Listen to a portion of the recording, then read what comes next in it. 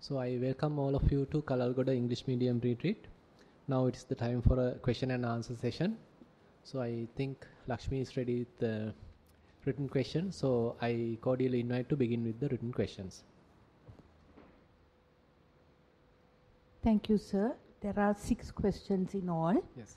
About 4 on meditation and 2 questions on Dhamma meditation. Yes. Okay.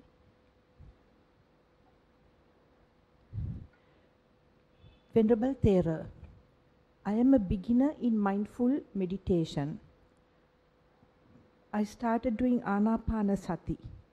At the beginning, I can feel the in-breath and out-breath very well. But soon the feeling fades away.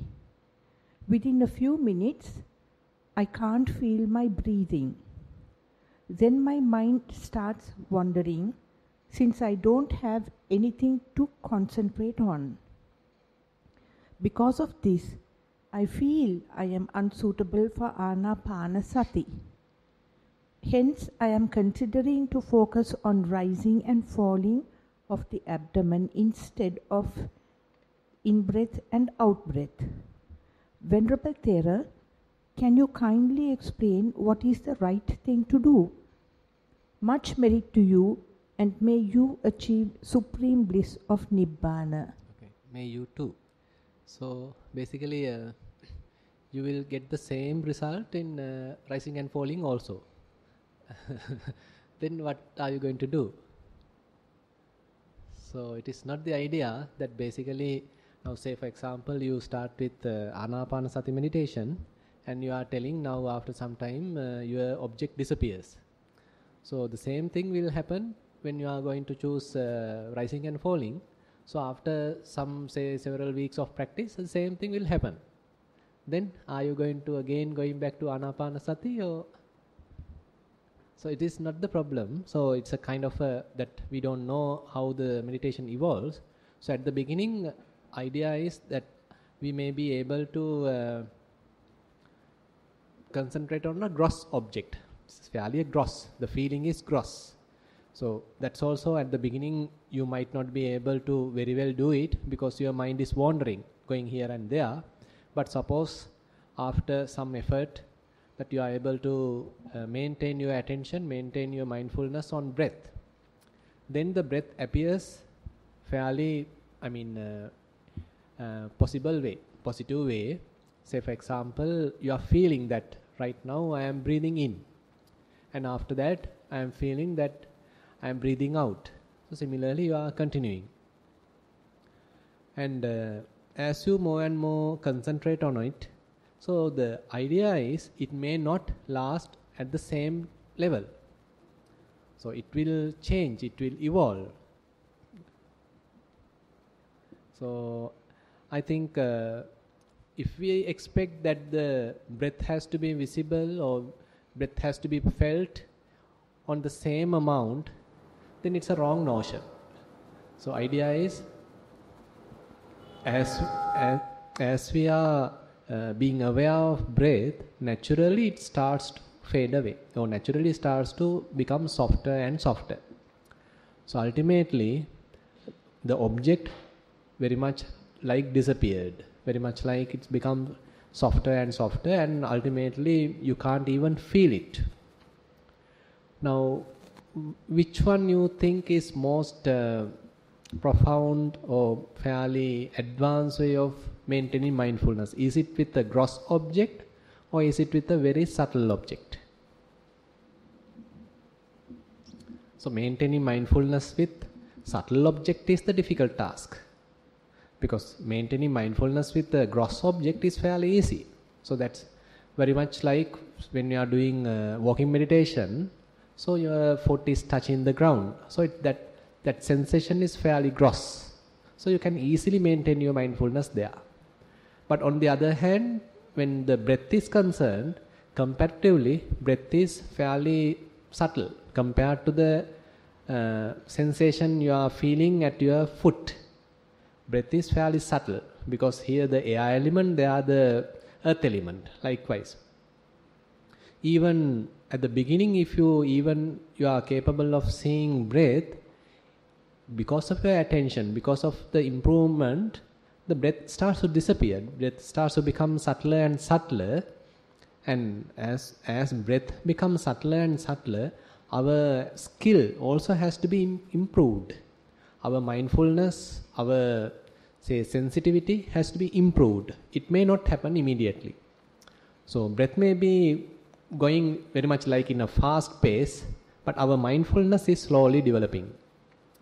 So as the yogi has mentioned, so when the breath becomes subtler, since your mind does not have a fairly gross object to adhere, fairly gross object to anchor upon, then it starts to distract, because this object is not that visible, not that attractive, not that gross. So it is trying to find out something else. So it is distracting to something else. So our objective should be to take it back to the breath. So it is fairly okay to wander, because now the object has become subtler. Our sensitivity or mindfulness has not yet become capable of grasping that object, concentrating that subtle object. Because of that, it is distracting. So rather than introducing a new object, rising and falling or any other object, we have to continue in this process. Then only you will be able to, at another time, at an improved time, then even the breath becomes softer, breath becomes subtler, you are still capable of maintaining your attention on the subtler breath. Then suppose it is further becomes subtler and subtler. So your mindfulness also has to be very sharp. You have to be very vigilant. You can't allow your mind to go out or distract and again come back, because now the situation becomes very delicate. Therefore, if mind wanders, once you understand that mind has wandered, as you begin your meditation, again take it back. Doesn't matter, the sensation may be very subtle, the breath may be very subtle, just try to maintain your attention at the nostril. Then as you are doing it again and again, you may start to feel it again. So, but now it is not a gross breath, but now it's a very subtle breath. So once you are developed, then even the subtlest breath you may be able to perceive, you may be able to feel. And even you can maintain mindfulness, you can maintain your attention at the nostril even when breath is not at all there. So how can that be? So this is how it is developing, or this is how the meditation evolving. So if we don't know that, then when breath disappears, we try to make it gross. We start to breathe forcefully. Then we are going against the grain. We are going against the growth. Or we are going to an entirely different gross object like rising and falling. So because you don't know the theory, you don't know how the meditation evolves. So the point to remember is whatever the object you are observing, so it starts to change. So we have to accept that things are changing. We are with the impermanence. So as and when you are observing it, it becomes different. And breath becomes subtler, and again ultimately the subtlest. So try to keep your attention again and again there. So after you are capable of maintaining your attention for a considerable time, you may be able to again perceive breath. Now in a very subtle level. Now we are continuing that. Now again breath becomes subtler and subtler. And even the difference between in-breath and out-breath, that difference also starts to somewhat fade away. So you can't find out much difference even.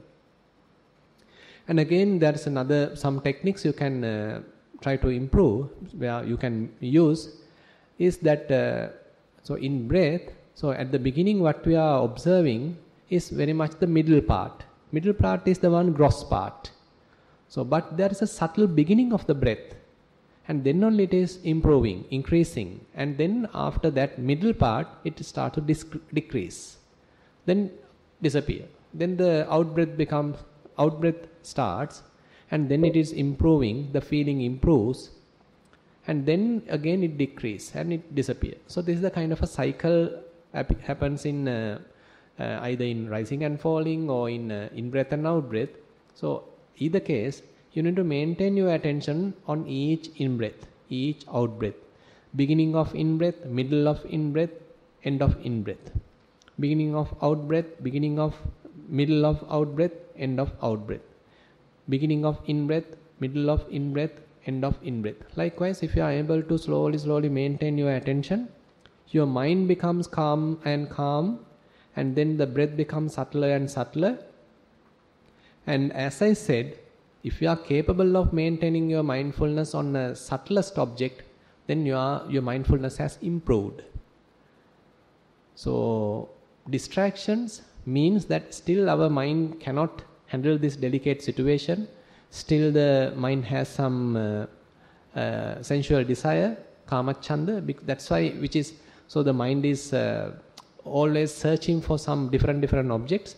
But as you are moving on, as you are moving forward, so these defilements, these hindrances are reducing, so you are able to maintain your attention even on subtle breath. So don't change your meditation object from anapanasati to rising and falling.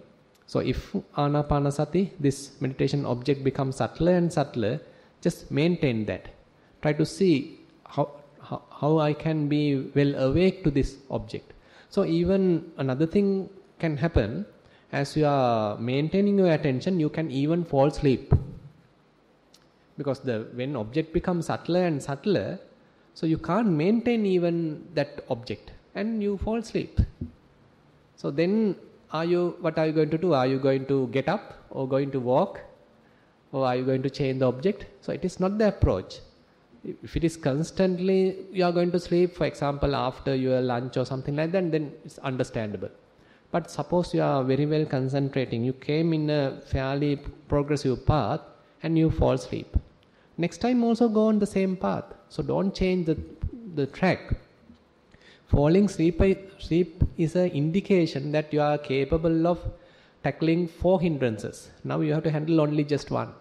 Tina Midda is only the one you have to handle. So the next time you be prepared. Once you are moving forward, be prepared. So when the breath becomes subtler and subtler, I become somewhat drowsy. I become somewhat sleepy. So is it possible for me to maintain some attention? Is it possible for me to maintain some vigilance, wakefulness, even in this subtle object? So that's how you have to slowly cross this sleeping area. So then ultimately, even with the subtle object, you can be awake. So this is how we have to cross the river. Yes. Yeah. So anyway, I am open to ask questions. So please feel free to ask any question.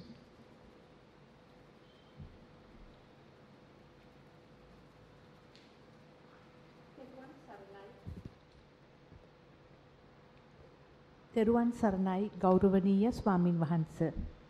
Sometimes I did meditate and I saw the very bright light in front of me.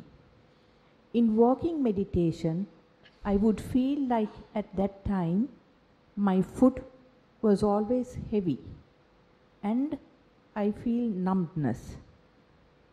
Sometimes after I did Anapanasati, my mind is so empty and very calm. I attended the last meditation program in Mithirigala. I am continuing till now. I want to continue this program.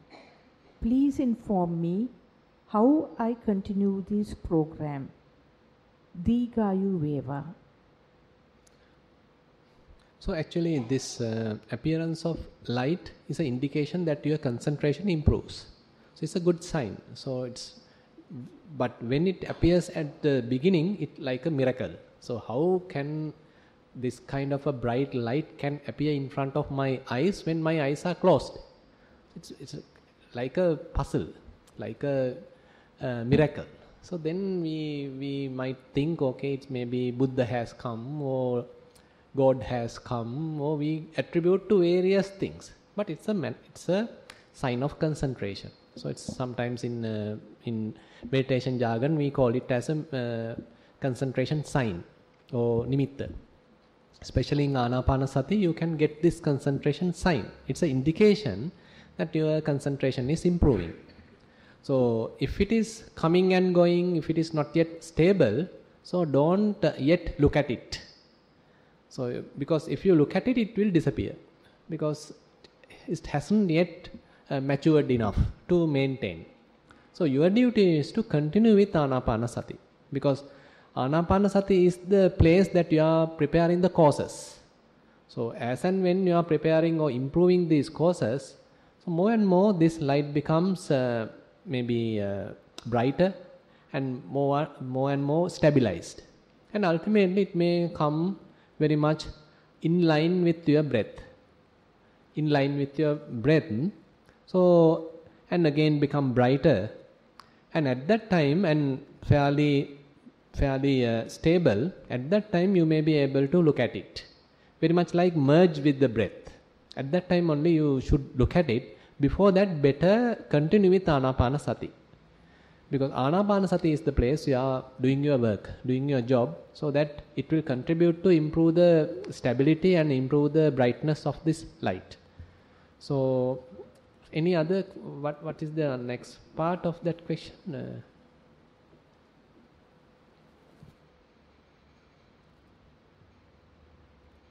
May I repeat the whole question, Venerable Sir? Okay. Yeah. Sometimes I did meditate and I saw the very bright light in front of me. In walking meditation, I would feel like at that time my foot was always heavy and numbness. Right. So if you are getting this bright light even when you are walking, that's another good indication. Because for some yogis, you need that sign only happens during the sitting. But for some, it may be even available while walking. It's another good sign. So you have to be happy that there is a fair amount of concentration available with me, and I can even move further with this. So I don't know whose question is this. If you can little, yes.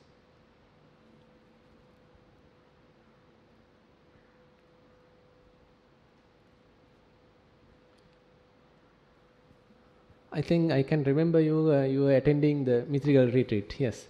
So are you now getting this sign constantly, or when you are just sit after 5 minutes or something, is it appear? Of course, yes. Yes. As I continue at my home. Yeah. So my home at like a temple, no one at home. Good, good. You can give it to Mithrigal then. Yeah. So very sorry, Savina. So I am now I'm working. I told you that I'm as a consultant. Yeah. So yes, yesterday also I arranged my duty and come here. So right. Then at that time, because sometimes I'm like a free bird. Right. No one in my mind. Right. I told you, I don't know, remember yes. some my children think about, Amma, you don't think with us like this. Right, right. Then all the time, I don't know, I am living or not. Living on earth? Yeah. You are living on earth? No. Sometimes I don't know, my life is living or not. Just living or not? Yeah. Right. Uh-huh. Sometimes.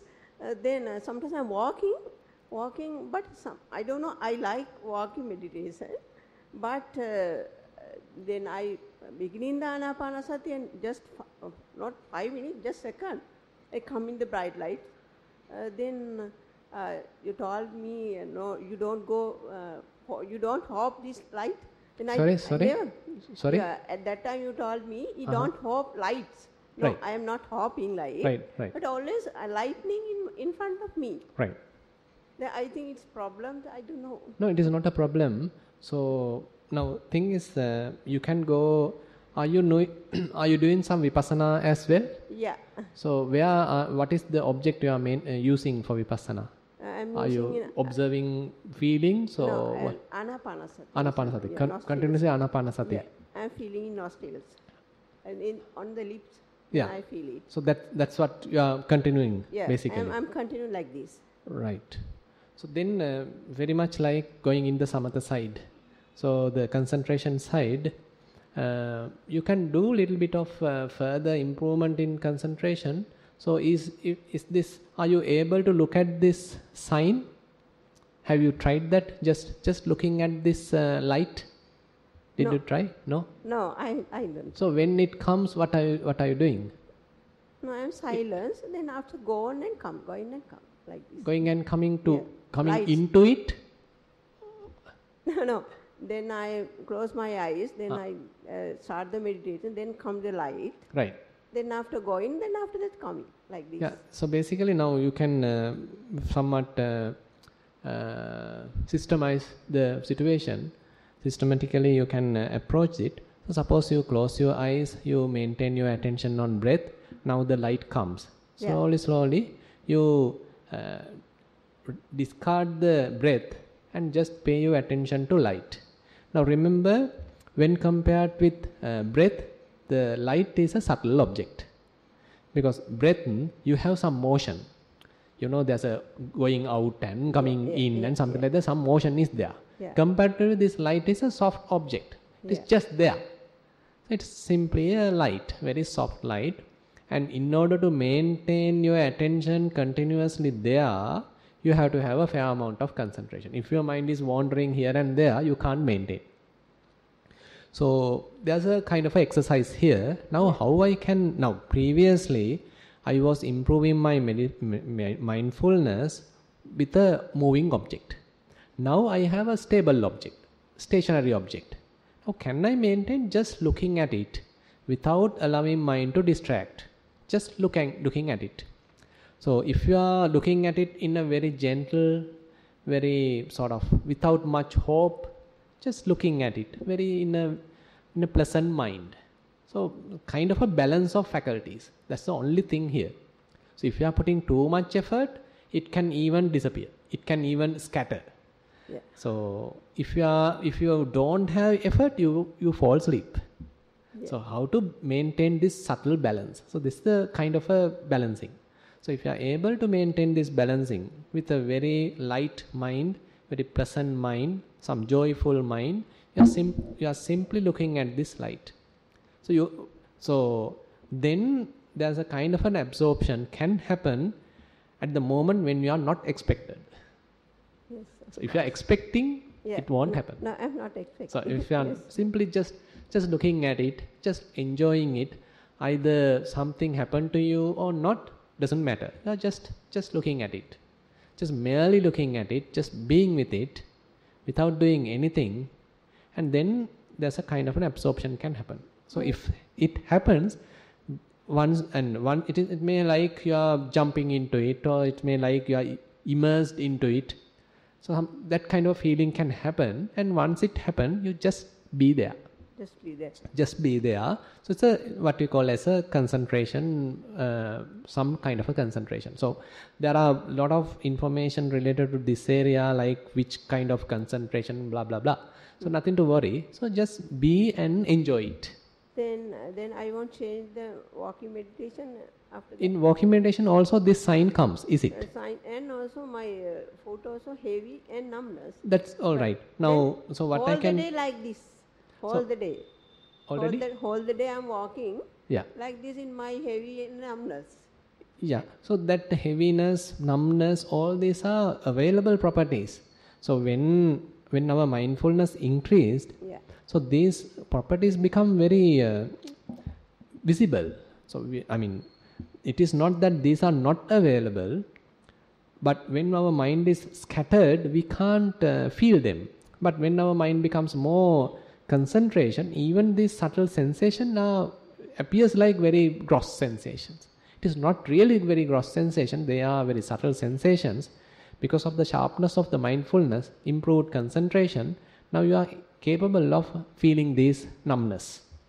So what I can suggest is, so during the sitting session, you can develop some samatha meditation as I have explained.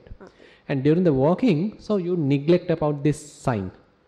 You neglect this light. Instead, you just be aware of the sensation. So when your left foot is touching, what is happening there? Because now, so say for example, your left foot is touching on the ground and you feel, say you feel some heaviness, or you may feel some tightness, stiffness, whatever thing. So when you keep your attention there, so your mind is now fairly sharp with the development of the concentration came from the sitting, and you are able to observe this situation in a very vividly. So it is not that surface touching, but very well you are able to observe this object. So therefore, during walking meditation, forget about the light. It can even happen. Light may be available, but neglect it. Just pay your attention on this sensation. So left foot, there are certain sensations you are concentrating or paying your attention. On right foot, then you are paying your attention. Then it may improve in the vipassana side as well. So this beautiful thing can happen as you are improving in the vipassana side, in the walking. This light even can happen at your, say, on your foot. It's a beautiful mix, because with the light now you are able to feel these sensations. It's a kind of a beautiful mixture. So I might continue only anapanasati or both? Yeah, in the sitting just anapanasati. Yeah. And you are just concentrating on this light later, and then just be there. And in the walking, just being with the sensations. So, and later time we'll change that, the sense, the sitting also, once you have become somewhat familiar with the process, you can discard the light and just improve and start to observe various sensations in the body. So because samatha no need to go too much far, because if you have earned enough concentration, you can continue with vipassana side, mindfulness side, because there's a long distance to go in that side. Yeah. Okay. Yeah.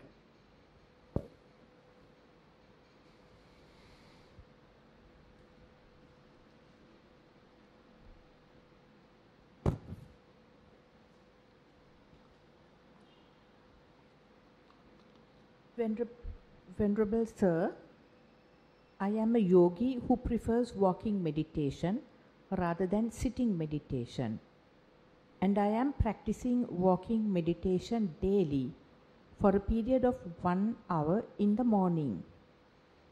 Now I can concentrate on the soles touching the ground by noting beginning, middle and end for a period of 15 to 20 minutes uninterrupted. How can I convert this position to vipassana? Thiruvan Saranai. No, you don't need to purposely do any change. Just continue like this, because if you are still capable of maintaining your attention on 15 minutes, just try to make it 16. Try to improve it for 20, 30, 40, 50, 1 hour.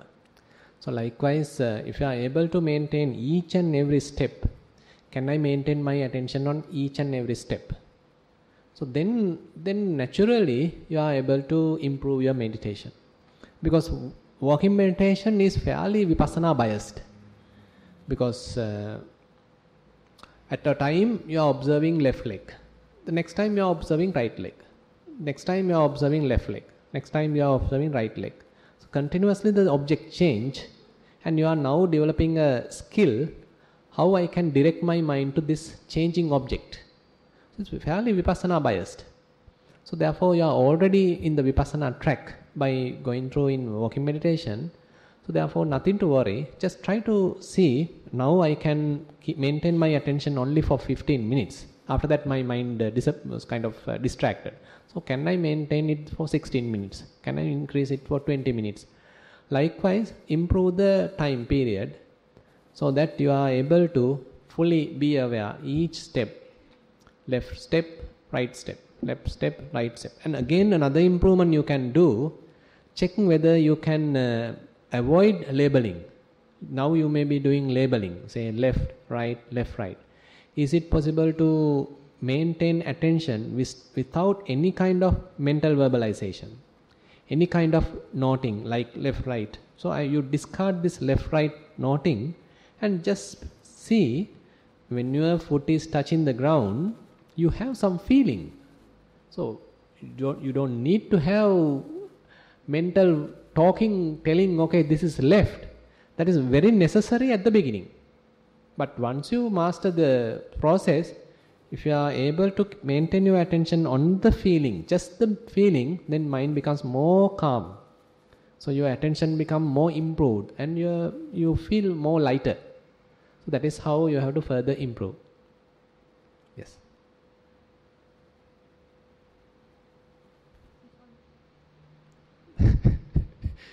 Mindfulness. Yes. This is on meditation terminology. Theruvan Saranai Bhante. May you please explain the difference between samadhi and jhana? Sukhi Digayuko. Yeah. Sukhi Digayuko Bhava. So, samadhi and jhana. Actually, samadhi is a common term where you can have samatha samadhi and vipassana samadhi. Samadhi is in the Pali term, it simply translated as concentration. So, and there are various types of concentration, samatha concentration and vipassana concentration. In the samatha concentration, the concentration improves in various stages. At the beginning, say for example, you are simply observing your breath. And your mind only few seconds staying with the breath and then distract. Another few seconds you are with the breath, then distracts. So there is no much concentration available. Understood. So after that, suppose you are simply maintaining your attention on the breath, and breath does not distract. Rather, the mind does not distract. Mind is continuously with the breath. So that sometimes we can call it like parikamma samadhi, learning concentration. So then further you are going on and on, then as she has mentioned, then the possibility is there. With samatha concentration, there's a kind of a light can happen.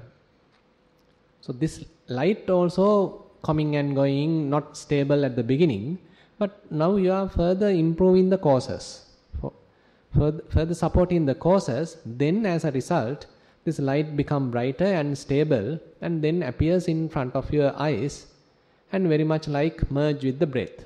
So this is sometimes we can call as a neighborhood concentration, called the upachara samadhi. And you are just now further observing it, very gentle, very lighter mind with some joy. You are simply observing it, and in a given time it is not you, basically your mind becomes absorbed to this object. You are like immersed with it. So yourself and the object becomes one, something like this. So now there is no world other than this. So you are in the light. So you have forgotten where we are, what is the time, what's your name, nothing is there. You are just absorbed to this object. So this is called as jhana. So there are various types of jhana, samatha jhana and rupavachara jhana, that is called material concentrations, and then the arupavachara jhana, where immaterial concentrations or boundless concentrations. So there's further I think more and more information about these things. So when it is considered concentration, so there is a kind of a progressive improvement, kind of a progress in different stages. So in the first jhana, there are various concentration factors, jhana factors available. In the second, there are certain other jhana factors available. Likewise, the improvement happens. So I think information is enough. So if you are there, so I can explain where you are. So these are just the information. So again, if you are in a very fairly youth and you have some energy, you can practice this because you can enjoy. So it's a fairly, and Buddha says no need to be afraid of this kind of a bliss, because it is not something sensual. Entirely when your mind becomes concentration, calm, and the hindrances are fairly subside, then only you are able to absorb to these higher concentration levels. So you can just be there and can enjoy.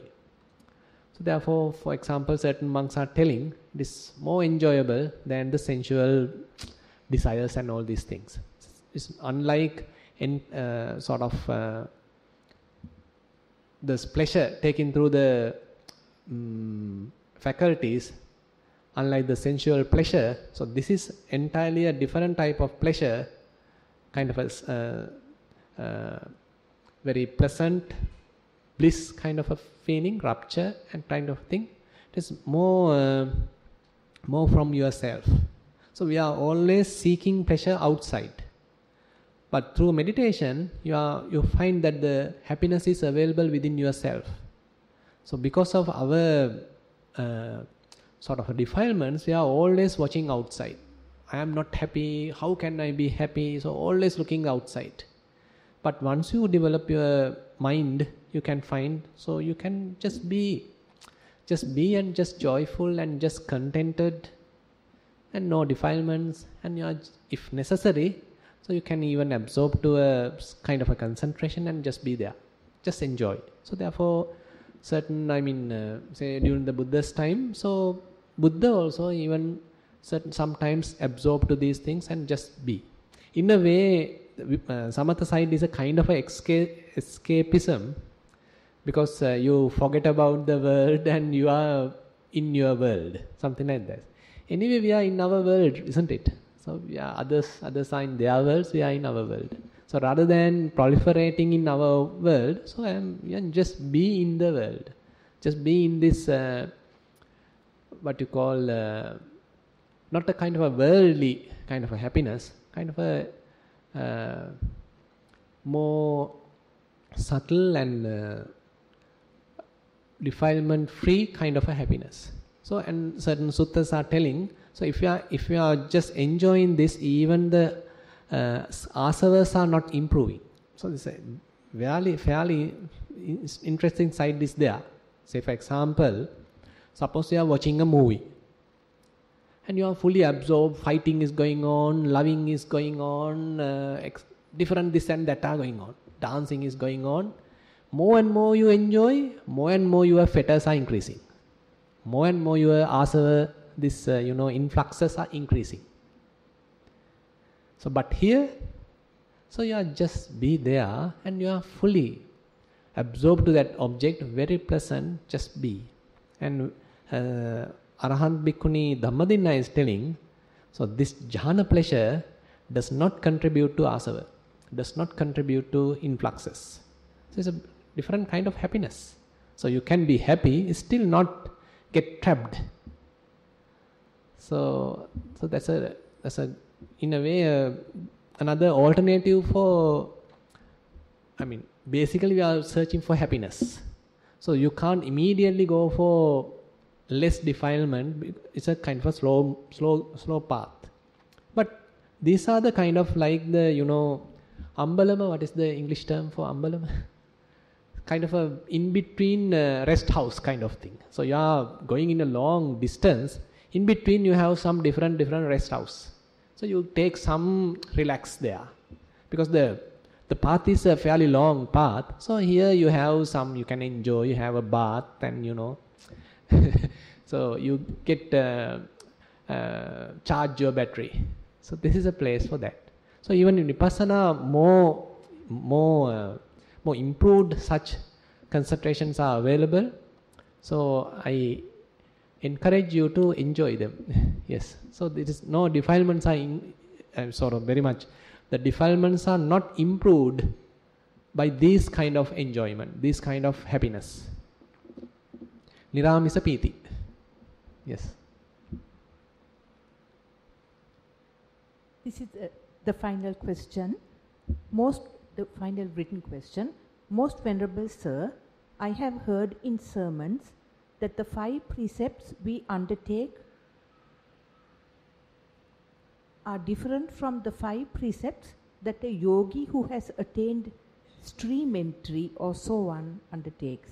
Bhante, can you please explain what these differences are? May you attain Nibbana in this very life. Yeah. So actually it's the same 5 precepts, but how you are maintaining it is the difference. So there's a beautiful sutta called Pancha Bhayavera Sutta. There Buddha says, now the Seka Puggala, Sotapanna, for example, he is free from 5 kind of fears. When someone is killing animals and he's into killing, so he has some fear. So what would be the repercussions? What would be the consequences of this misbehavior? So he can't sleep well, and he get the torturing and all these things. Because when you are killing, your mind is very gross. Your mind is fairly polluted. So you are some kind of a fear also involved there. Maybe you are fighting and ultimately you winning, but there's a fear involved. So therefore, when someone is doing killing, due to that, there's a fear in return you will be getting. Similarly, when someone is stealing, in return, the fear is coming. When someone is engaged in sexual misconduct, so it is not the fully, real, legal kind of thing, but you are someone, suppose in a sexual misconduct, so he is worried about someone is looking or something like that, this is illegal and it's not the proper thing. Likewise, the mind is not proper. So there's a fear involved. Similarly, when someone is lying, so you don't know when your lie get revealed, when you get caught, because you have lied. So there's a fear involved. Similarly, when someone is drinking alcohol or drug addicted or something like that, still the mind is vague. Still mind is very cloudy. So you can't be real. So there's fear involved. So therefore Buddha says, when someone is involved in these 5 kind of wrong activities, akusala, there's a fear involved. But when someone is maintaining 5 precepts, this fear starts to reduce and reduce. So you can be with some animal, you don't feel fear. You can be with some precious items, you don't feel fear. And you can be with some beautiful women or handsome people, you don't feel fear. Because you are maintaining you have your inner, some kind of a confidence that I can handle this situation. And you are truthful. And again, there may be all of the kind of very different drinks are available, but you have not fear that I am 100% sure that I may not get caught to these things. So likewise, there's a fearlessness develops within you. So this fearlessness is very available, readily available, and effortlessly available with the Seka Puggala. So he doesn't need to have a special effort to maintain these 5 precepts. It becomes its ingrained line. It becomes its what you call like engraving. Kavedila, yes. So it has become his part and parcel. So now he don't need to worry about whether I may kill this or that, or I may steal, or I may engage with sexual misconduct, or I may lie or something like that, because he has some confidence about himself. Therefore Buddha says the Sotapanna, the stream winner, have this fearlessness, and therefore the 5 precepts become his norm, his part and parcel of him, and it is not a burden for him. So at the beginning, when you start to protect sila, it becomes very much like a burden. Okay, I can't even kill a mosquito like that. Big burden. And you have to worry about what you are telling. Well, is it I am going to lie, or did I lie, or something like that. The mind is still not adjusted to it. But more and more you with it, so it becomes a habit. So you are no more lying. You are no more killing. Even mosquito come, you may simply remove it, not killing. So at the beginning, due to the habit, the hand may go. So even sudden killing can happen. That is the training part. But later, more and more you become trained. More and more you are mindful. So this becomes a habit. This becomes a norm of you. Then the protecting of 5 precepts It's a normal thing. So this is the difference between a normal person who is trying to protect precepts, maintain the precepts, and a Sekapuggala maintaining precepts. The maintenance is friction free. Yeah, something like that. So it's the same precepts. It is not a different precept. The same precepts. It is how easily you are maintaining it, how effortlessly you are maintaining it when someone become a stream winner. So something like that. So, and again, there are some other benefits in a stream winner. So he is free from the fear of hell. So he know very well. So I am fairly free from a lot of suffering now, and definitely my next life will not be on a hell realm. And likewise, the very good confidence may appear in him. So therefore, Buddha says, even Pathavya, there's a beautiful verse in Dhammapada, Pathavya eka rajjena saggassa gamanenava sabba lokadi pacchena sotapatti palangvaram. Pathavya eka rajjena. Rather than becoming a wheel-turning monarch, Sakkviti Raja, wheel-turning monarch, rather than becoming a wheel-turning monarch, Saggasa Gamanenava, rather than going to a celestial world, and Sabba Lokadi Pachena, like a Brahma, to all the worlds, he's the kind of a king, rather than becoming like him even, Sotapatti Palangvaram. Winning the stream, so becoming a Sotapanna is much more beneficial to a person. So therefore Buddha is telling the benefits of it. So that's why in the human realm, therefore is an opportunity for that. Because when gods are there, when a person, suppose a celestial being is there, when he is about to pass away, so what would be their next wish?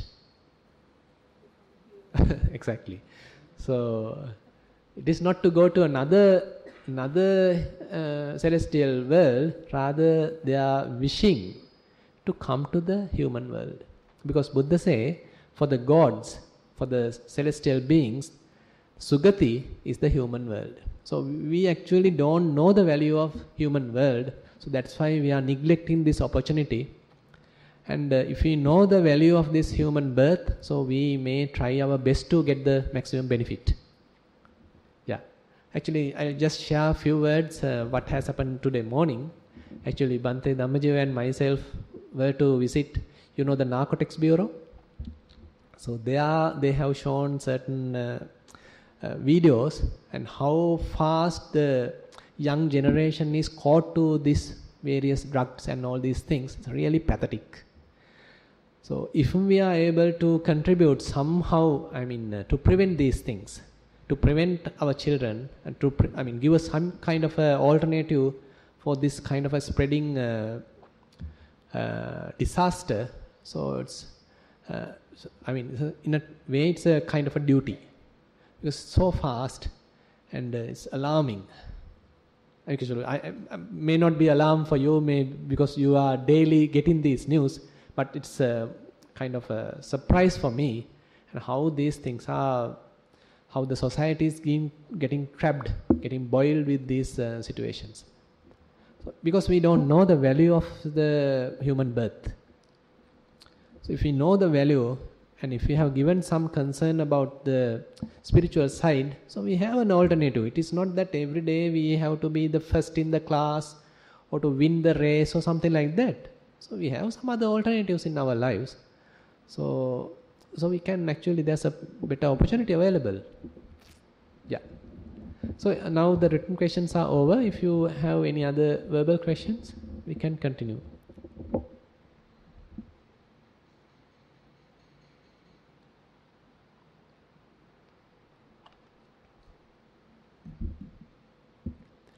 Right. If there is no any verbal question, we can wind up the session. So maybe around 4:30 we can start the Dhamma sermon. Thank you very much for participation. Okay.